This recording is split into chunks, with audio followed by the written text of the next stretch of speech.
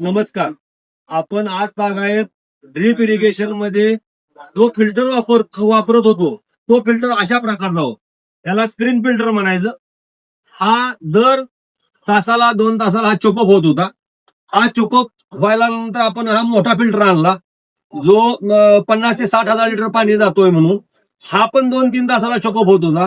आता ऑटोमॅटिक कंपनीनं automatic disk filter जबरदस्त आणलेला आहे, आपण बघू शकताय. ह्यामध्ये 50 MQ चे 2 फिल्टर आहेत. 80,000 90,000 लिटर फ्लो दर तासाला जाऊ शकतो.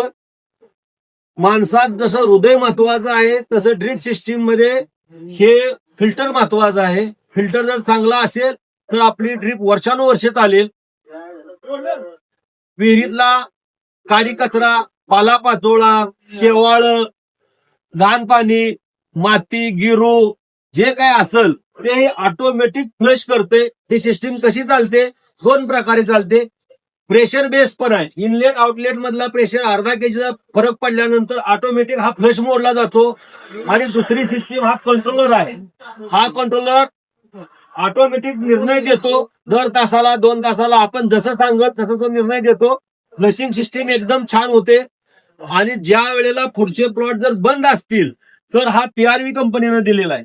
हा PRV काय करतो? ऑटोमॅटिक पाणी विहिरीत बाजूला सोडतो. आणि जर एकदम उताराला असेल सिस्टीम म्हणजे ड्रीप सिस्टीम तर तो प्रेशर सस्टेन वाल आहे. तो वाल काय करेल तर ते ठराविक प्रेशर ज्या फिल्टरच्या मागे सस्टेन करून ठेवल म्हणजे पकडून ठेवल. त्यामुळं फिल्टर फ्लशिंग करायला कुठलीही अडचण येणार नाही.